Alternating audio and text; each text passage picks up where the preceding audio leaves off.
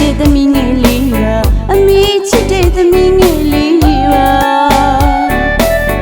ဘသူတွေဘာပဲပြောပြောဆွေးမရှောင်လာရဲ့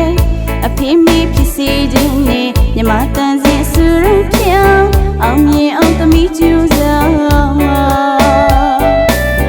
အဖေနဲ့အမေကိုလည်းသမီးတက်တဲ့အမှုပညာနဲ့ကျေးဇူးဆက်ခွင့်ပြုပါအဖေနဲ့အမေ